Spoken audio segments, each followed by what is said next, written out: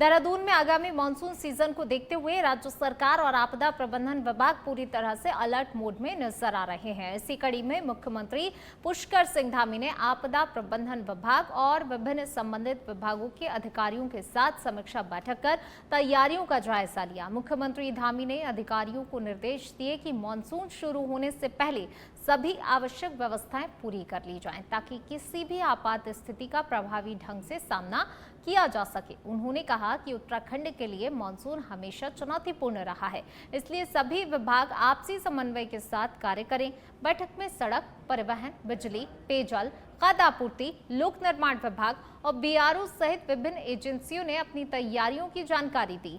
मुख्यमंत्री ने कहा कि पिछले वर्षों के अनुभवों को ध्यान में रखते हुए बेहतर रणनीति बनाई गई है ताकि आपदा की स्थिति में त्वरित राहत और बचाव कार्य सुनिश्चित किए जा सके।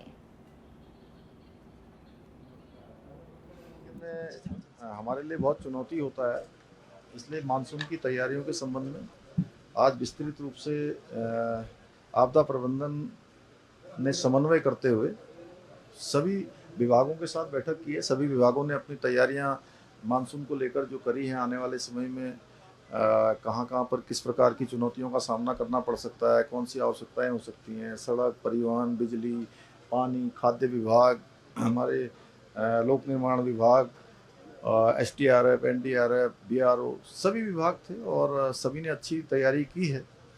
और आगे चूँकि पिछले सालों के जो अनुभव हैं, उन अनुभवों का भी एक तरह से आगे के कार्यक्रमों में सम्मिलित करते हुए, आगे की तैयारियों में सम्मिलित करते हुए हम लोग पूरी तैयारी करेंगे। चारधाम यात्रा भी चल रही है, वो भी सुचारू रूप से चलती रहे। इसके साथ साथ कांवड़ यात्रा भी अभी आ जाएगी, उसकी भी तैयारी करनी है। फिर हमारा कुंभ मेला भी होना है, तो वो सभी तैयारियां हम लोग अच्छे से कर रहे हैं।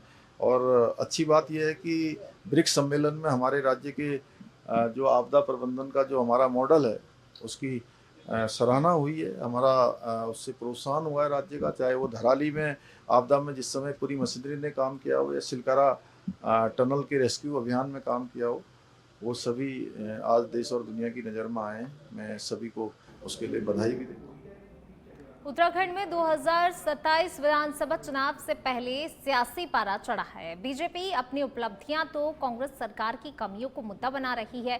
इस बीच यूकेडी, स्वाभिमान मोर्चा, राष्ट्रीय रीजनल पार्टी समेत 25 से 30 क्षेत्रीय दलों ने तीसरा मोर्चा बनाकर बीजेपी कांग्रेस को चुनौती देने का मन बनाया है और मोर्चे का मकसद 2027 में दोनों दलों को हराना है। तो वहीं इस विषय पर भाजपा विधायक विनोद चमोली ने तंज कसा है। उन्होंने कहा कोई 25 दलों के नाम भी नहीं गिना सकता। उन्होंने कहा नंबर 1 पर भाजपा, दूसरे पर कांग्रेस है। चमोली ने सपा बीएसपी को बेअसर बताया। तो वहीं यूकेडी पर निशाना साधते हुए कहा कि क्षेत्रीय दल के लिए 6% वोट और 2 विधायक चाहिए, लेकिन यूकेडी को 0.9% और नोटा को 0.84% वोट मिले, जिससे पता चलता है कि यूकेडी और नोटा बराबर हैं। चमोली ने कहा सपा, बीएसपी, यूकेडी क्षेत्रीय दल नहीं तो 25 दल कौन से हैं, ये भी एक बड़ा सवाल है। और अगर 100 लोग मिलकर बीजेपी को हराने की बात कर रहे हैं तो अजीब है।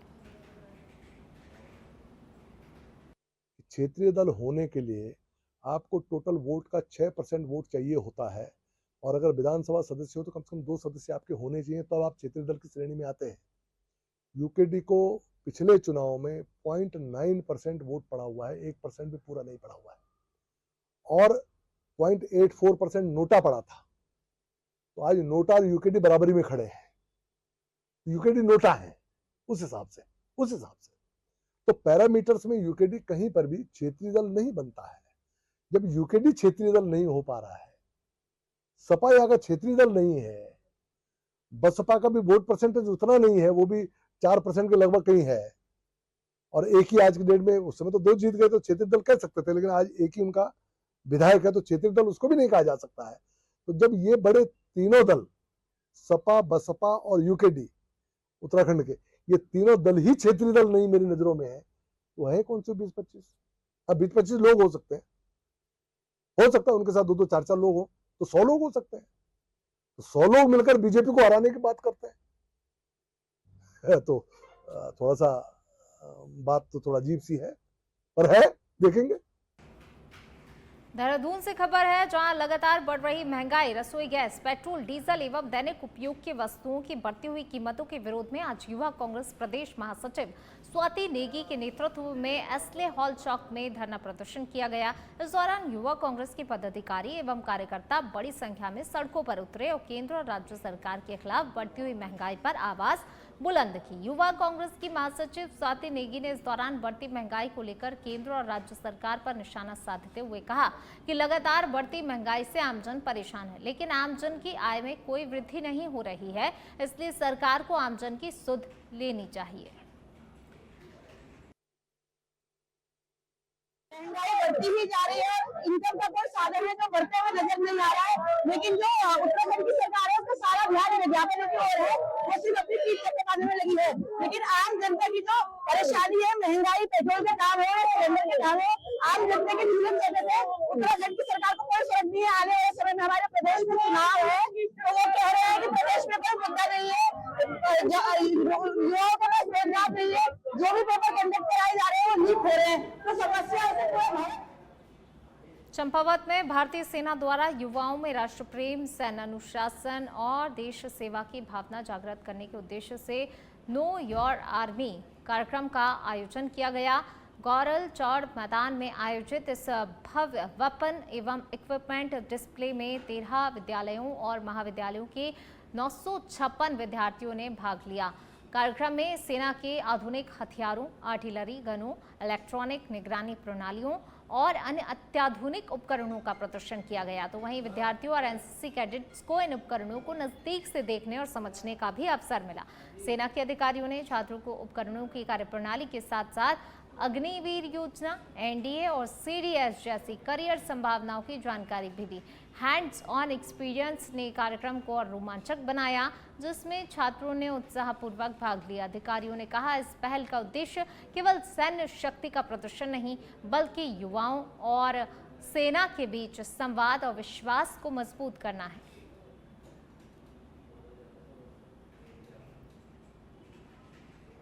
राजीव गांधी नवोदय विद्यालय लोहाघाट का वार्षिक उत्सव 2025-26 रंगारंग सांस्कृतिक प्रस्तुतियों, शिक्षा और प्रतिभा के अनूठे संगम के साथ धूमधाम से मनाया गया। मुख्य अतिथि जिलाधिकारी मनीष कुमार ने रिबन काटकर कार्यक्रम का शुभारंभ किया और मां सरस्वती के चित्र पर दीप प्रज्वलित कर आयोजन की शुरुआत की। विद्यालय के छात्र छात्राओं ने स्वागत गीत से अतिथियों का अभिनंदन किया। अपने संबोधन में जिलाधिकारी ने कहा, नवोदय विद्यालय देश भर में अपनी उत्कृष्ट शैक्षिक उपलब्धियों और अनुशासित वातावरण के लिए विशेष पहचान रखता है। उन्होंने विद्यार्थियों को शिक्षा के साथ खेलकूद और सह पाठ्यक्रम गतिविधियों में भी बढ़ चढ़कर भाग लेने के लिए प्रेरित किया और कहा, ऐसे आयोजन बच्चों के सर्वांगीण विकास की मजबूत नींव रखते हैं। वार्षिक उत्सव में विद्यार्थियों की प्रतिभा मंच पर जमकर चमकी। छोलिया नृत्य, विज्ञान आधारित नाटक, सुमित्रा नंदन पंत पर आधारित पहाड़ी कविता गायन, योग एवं खेल प्रदर्शन, कुमाऊनी नेपाली लोक नृत्य, दक्षिण भारतीय और गुजराती नृत्य, पंजाबी भांगड़ा, डोला नृत्य, पहाड़ी लोक नृत्य और अंग्रेजी नाटक के दर्शकों को मंत्रमुग्ध कर दिया। वहीं विद्यार्थियों द्वारा तैयार की गई आकर्षक कलाकृतियों की प्रदर्शनी लोगों के आकर्षण का केंद्र रही।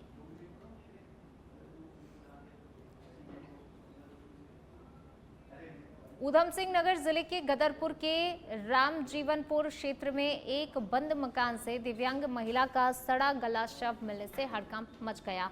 पड़ोसियों द्वारा दुर्गंध आने की सूचना मिलने पर पुलिस मौके पर पहुंची और मकान का शटर काटकर अंदर प्रवेश किया, जहां पर महिला का शव पानी की मोटर के पास पड़ा मिला। भाजपा नेता गुंजन सुखीजा ने बताया, पड़ोसियों की सूचना के बाद पुलिस ने कार्रवाई करते हुए शव को बरामद किया। वहीं पड़ोसी हारून ने बताया, महिला अकेले रहती थी और पिछले 3-4 दिनों से दिखाई नहीं दे रही थी। सुबह दुर्गंध आने पर पहले लोगों को लगा कि बदबू नाली से आ रही है, लेकिन शाम तक मक्खियों का प्रकोप बढ़ने लगा और दुर्गंध भी तेज होने पर पुलिस को सूचना दी गई। पुलिस ने शव का पंचनामा भरकर पोस्टमार्टम के लिए भेज दिया।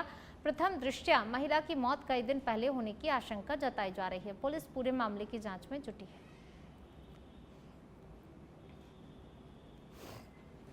ये 3-4 दिन से मुझे दिखाई नहीं दी थी।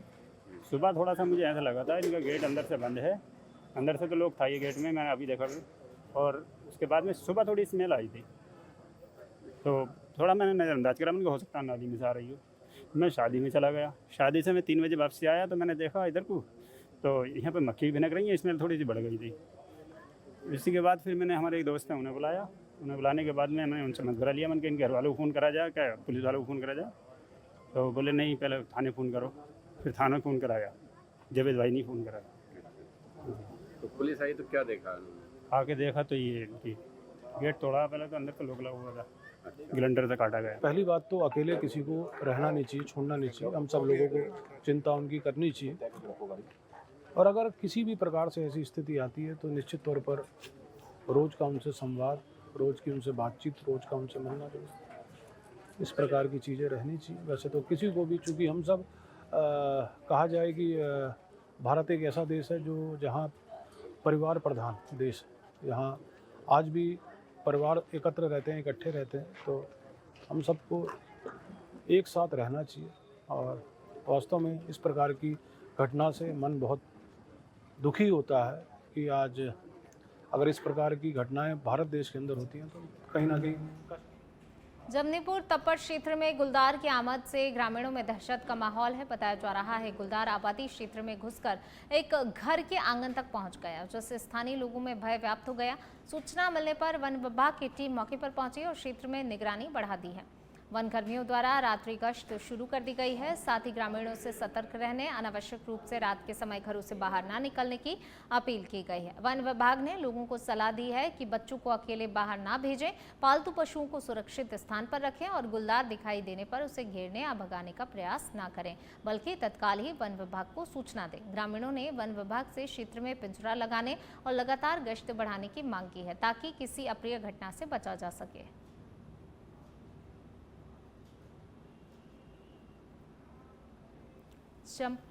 चंपावत जिले के लोहाघाट क्षेत्र का रायनगर चौड़ी गांव स्वच्छता, जन सहभागिता, महिला सशक्तिकरण और प्राकृतिक संसाधनों के संरक्षण का प्रेरणादायी मॉडल बनकर उभरा है। अर्थ एवं संख्या विभाग के संयुक्त निदेशक राजेंद्र तिवारी ने गांव का भ्रमण कर यहां किए गए विकास कार्यों की सराहना की है।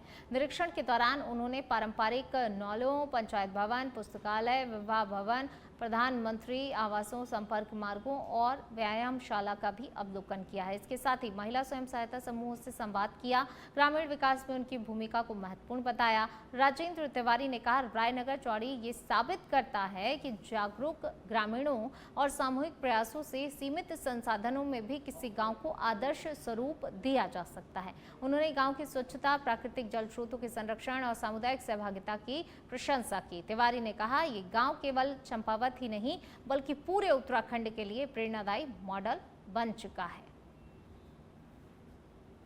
चौड़ी राय गांव का निरीक्षण किया तो मुझे इस गांव में मैंने काफ़ी सारे काम देखे। इसमें मेनली काम जो है आपके 15वें वित्त के थे और साथ ही साथ जो है इसमें ये आपके मनरेगा के भी कार्य थे। तो इसमें ये सभी काम जो है बहुत मतलब जो है ठीक पाए गए, क्योंकि ये मुझे लगा कि यहाँ के जो ये क्या कहते हैं ग्राम प्रधान जी हैं वो काफ़ी मेहनती भी हैं और काफ़ी मॉनिटरिंग भी करते हैं। और मुख्य है कि हमारी योजनाएं तो जो है बहुत जगह चलती हैं, लेकिन उसमें ये दिखाया था कि जनप्रतिनिधि जो है कितना जो है अपने कार्य के प्रति जो है समर्पित रहता है। तो उसका एक काम ही ये है कि वो अपने मैक्सिमम योजनाओं को लाए।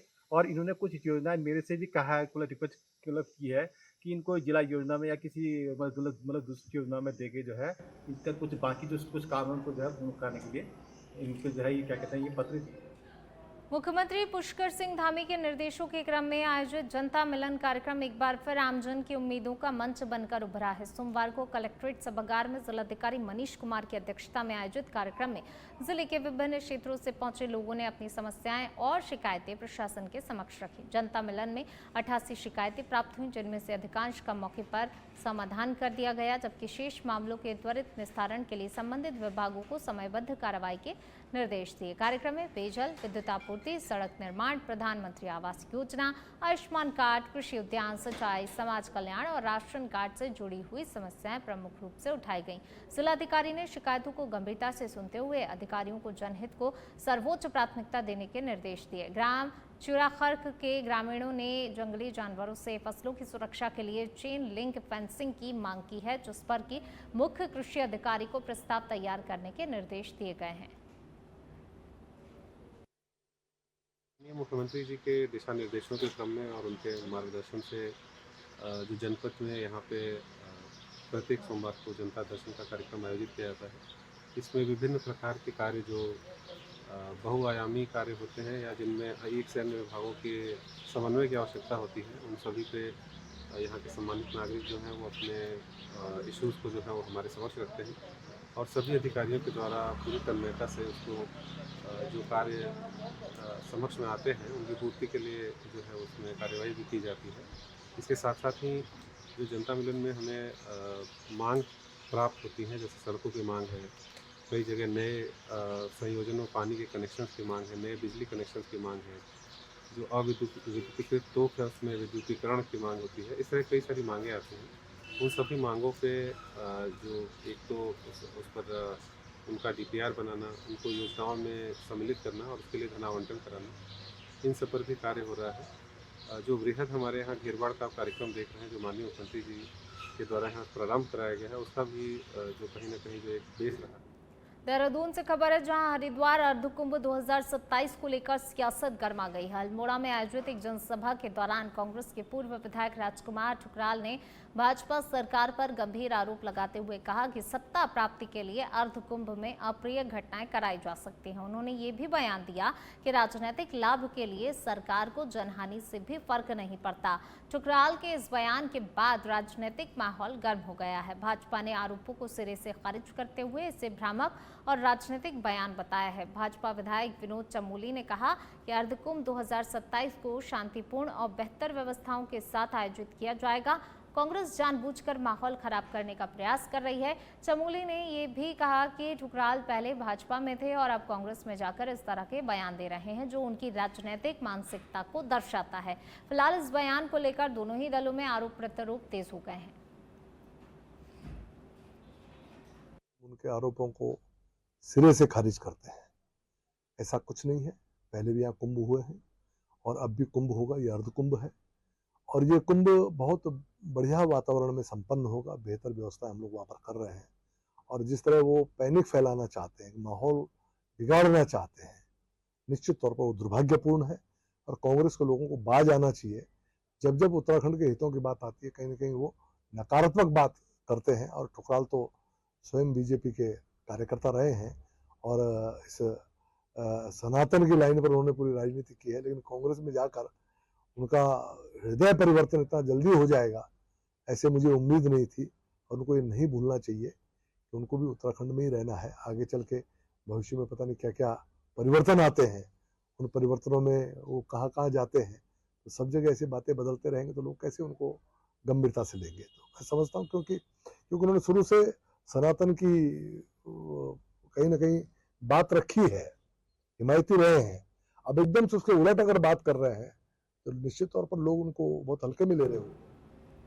देहरादून जिले के विकासनगर के सहसपुर क्षेत्र से किसानों के लिए एक अच्छी खबर सामने आई है। उत्तराखंड में पहली बार सहसपुर विधानसभा क्षेत्र में ब्लूबेरी की खेती का पायलट प्रोजेक्ट शुरू किया जा रहा है। किसानों की आय बढ़ाने और कृषि में नवाचार को बढ़ावा देने के उद्देश्य से जिला प्रशासन ने ये पहल की है। उद्यान विभाग की सर्वे रिपोर्ट में सहसपुर क्षेत्र को ब्लूबेरी उत्पादन के लिए उपयुक्त पाया गया है।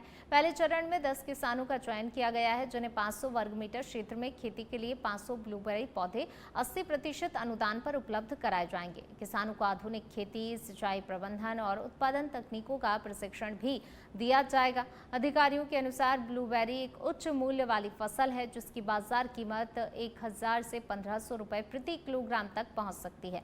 परियोजना सफल होने पर इसे क्लस्टर मॉडल के तहत बड़े स्तर पर लागू किया जाएगा, जिससे किसानों की आय बढ़ाने के नए अवसर पैदा होंगे। मार्केट के अंदर अब बहुत सारे हेल्थ कॉन्शियस लोग हो रहे हैं, जिनके पास पैसा है और वो एंटीऑक्सीडेंट चाहते हैं, वैरायटी ऑफ फूड चाहते हैं, उनके पास पेइंग कैपेसिटी है। उस मार्केट को एक्सप्लोर करने के लिए हम ब्लूबेरी को प्रमोट करना चाह रहे हैं। एज ए पायलट प्रोजेक्ट जिला योजना में कर रहे हैं और हो सकता है बाद में राज्य सरकार द्वारा इसके भी मिशन लाए जा सकते हैं, लेकिन जब तक कोई मिशन नहीं आ रहा है तब तक जो हम इसको कर रहे हैं। दूसरा, नबार्ड पाली हाउस स्थापित हो रहे हैं, तो इसको हम नबार्ड के द्वारा जो पाली हाउस बन रहे हैं उसके अंदर करना चाहेंगे और कुछ किसानों को हमने प्रशिक्षण भी कराया था। उसमें से कुछ एक किसान हैं जो इस काम को करने के लिए तैयार हैं। तो अभी हम प्रारंभिक तौर पर 10 किसानों का सहसपुर ब्लॉक में 2 या 3 गांव में इसको करने के लिए प्रस्ताव हमने प्रस्तुत किया है। जिला योजना में माननीय आदरणीय जिलाधिकारी महोदय ने अगर अनुमोदित कर दिया तो हम इसको जरूर करें। ब्लूबेरी कॉन्सेप्ट पे जो मेरी जिला स्तरीय अधिकारियों से बात हुई और हॉर्टिकल्चर डिपार्टमेंट और एग्रीकल्चर डिपार्टमेंट से जब जिला योजना या मल्टीपल अदर एस्पेक्ट्स पे बात हो रही थी, तो इस दौरान हम लोगों ने ब्लूबेरी को प्रमोट करने के लिए एक प्लान या मेरी तरफ से डायरेक्शंस उन्हें दिए गए और उसमें उन्होंने एक सहसपुर में एक लैंड पार्सल आइडेंटिफाई किया और उसमें 10 किसानों को पायलट बेसिस पे इसके कल्टीवेशन के लिए प्रमोट किया। उत्तराखंड में MIR को लेकर चल रही तैयारियां पूरी हो चुकी हैं और आज से SIR की प्रक्रिया शुरू हो गई है, जो कि सितंबर माह तक चलेगी। वहीं कांग्रेस लगातार SIR में नाम काटने को लेकर सवाल उठा रही है, जिसका जवाब देते हुए भाजपा के प्रदेश अध्यक्ष ने कहा, कांग्रेस भी एक राजनीतिक दल है और BLA-2 बनाने की प्रक्रिया SIR में दी गई है। इस पूरी प्रक्रिया में कई नाम जुड़ेंगे भी और कई कटेंगे भी। उन्होंने कांग्रेस पर सवाल उठाते हुए कहा कि क्या कांग्रेस ये चाहती है कि बाहरी लोगों को उत्तराखंड में मतदाता बनाया जाए। प्रदेश अध्यक्ष ने कहा कि जो वास्तविक मतदाता हैं वह मतदाता बना रहेगा और कांग्रेस को कहीं कोई भी आपत्ति है तो वह अपने BLA-2 के माध्यम से उसको ठीक करवा सकती है।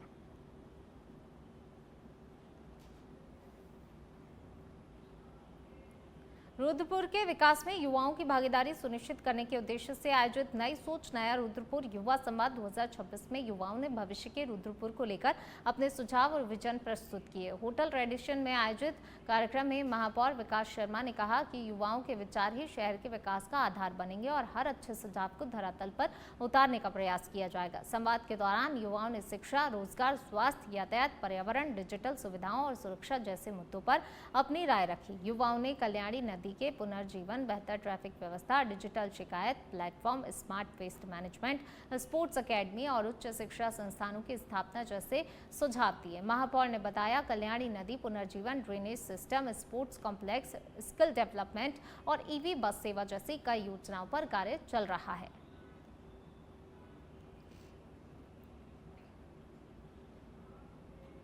दिल्ली के मालवीय नगर के होटल में लगी आग और उसमें हताहत हुए करीब 2 दर्जन लोगों और इस घटना से पूरा देश शोक में है। हालांकि पूरी घटना में उसी होटल में सैफ के पद पर कार्यरत और मूल रूप से उत्तराखंड के निवासी केशव नेगी पर पुलिस कार्रवाई शुरू हो गई है, जिसके चलते पूरे ही उत्तराखंड में रोष देखा जा रहा है। लोगों का कहना है होटल प्रबंधक और जिम्मेदार लोगों पर कार्रवाई करने के बजाय दिल्ली सरकार और पुलिस एक कर्मचारी को सैफ को इसमें घसीट रही है। उत्तराखंड से कांग्रेस के प्रदेश अध्यक्ष ने भी दिल्ली पुलिस की इस कार्रवाई पर सवाल खड़े कर दिए हैं और इसे दिल्ली सरकार की प्रशासनिक विफलता बताते हुए एक कर्मचारी पर कार्रवाई करते हुए जिम्मेदार लोगों को बचाने का प्रयास बताया है। तो वहीं केशव नेगी पर पुलिस कार्रवाई के चलते उत्तराखंड में उठे रोष को देखते हुए मुख्यमंत्री धामी ने भी दिल्ली की मुख्यमंत्री रेखा वर्मा से बातचीत की है। मुख्यमंत्री ने अपने ट्वीट के माध्यम से इसकी जानकारी दी। तो वहीं भाजपा के प्रदेश अध्यक्ष महेंद्र भट्ट ने भी केशव नेगी पर हुई पुलिस कार्रवाई पर कहा, हम भी यही चाहते हैं कि किसी निर्दोष पर कार्रवाई ना हो। हालांकि कई लोगों की इस दुखद घटना में मौत हुई है तो पुलिस किसी से भी पूछताछ कर सकती है। वहीं मुख्यमंत्री धामी के ट्वीट का हवाला देते हुए उन्होंने कहा कि इसमें किसी भी निर्दोष को सजा ना हो, इसके लिए हम सभी प्रयासरत हैं।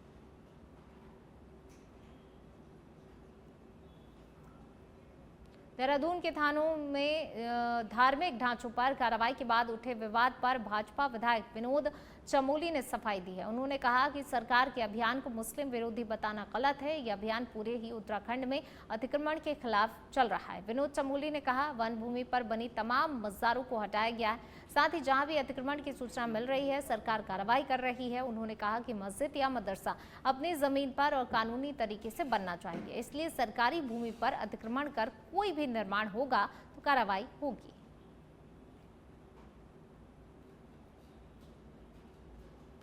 कार्यक्रम को मुस्लिम विरोधी का रूप दिया जा रहा है कि ये सरकार मुस्लिम विरोधी, लेकिन ऐसा नहीं है। अतिक्रमणों के विरुद्ध हमारा पूरे उत्तराखंड के अंदर अभियान चल रहा है। आपने देखा होगा कि तमाम जो मज़ारें थी जो फॉरेस्ट लैंड पर अतिक्रमण करके बनाई गई थी वो सब हटाई गई। तो जहाँ जहाँ अतिक्रमण की सूचनाएं मिल रही हैं सरकार वहाँ पर अपना काम कर रही है। तो मेरा ये भी कहना है कि अगर कोई मस्जिद है या मदरसा है तो वो अपनी लीगल शेप में हो, अपनी ज़मीन पर करें। कोई सरकारी भूमि को अतिक्रमित करके कोई भी अगर निर्माण होगा तो सरकार उस पर कार्रवाई करेगी। इसको सिर्फ समुदाय विशेष से जोड़ के देखना गलत है। अगर उनके समुदाय में भी कुछ लोगों ने अतिक्रमण करके मस्जिद बनाई है, तो ये तो खुद इस्लाम में स्वीकार्य नहीं है कि आप ऐसी विवादित भूमि पर मस्जिद चलाएं कि जो आपकी नहीं है, वह नमाज पढ़े। ये इस्लाम में भी अलाउड नहीं है। तो कहीं ना कहीं हम वही कर रहे हैं कि इस्लाम की मान्यताओं को माने, और कहीं भारत निर्वाचन आयोग के निर्देश अनुसार जनपद चंपावत में मतदाता सूची को पूरी तरह शुद्ध, पारदर्शी और त्रुटि रहित बनाने के लिए गहन पुनरीक्षण अभियान की शुरुआत हो गई है। इस अभियान के तहत जिले भर के बूथ लेवल अधिकारी घर घर पहुंचकर मतदाताओं को गणना प्रपत्र वितरित कर रहे हैं और आवश्यक जानकारी एकत्रित कर रहे हैं। जिलाधिकारी एवं जिला निर्वाचन अधिकारी मनीष कुमार ने बताया, अभियान का उद्देश्य ये सुनिश्चित करना है कि कोई भी पात्र नागरिक मताधिकार से वंचित न रहे और मतदाता सूची में किसी प्रकार की त्रुटि, तोड़ाव या अपूर्ण जानकारी ना रहे। उन्होंने जनपद वासियों से अपील की है, जब बीएलओ उनके घर पहुंचे तो उन्हें सही एवं पूर्ण जानकारी उपलब्ध कराएं और राष्ट्रीय महत्व के अभियान में सक्रिय सहयोग दें। उन्होंने कहा, जन सहभागिता से ही चंपावत की मतदाता सूची को 100% शुद्ध और विश्वसनीय बनाया जा सकेगा। मतदाता सूची के व्यापक शुद्धिकरण की दिशा में शुरू हुआ अभियान आगामी चुनावों के लिए मजबूत लोकतांत्रिक व्यवस्था की आधारशिला साबित होगा।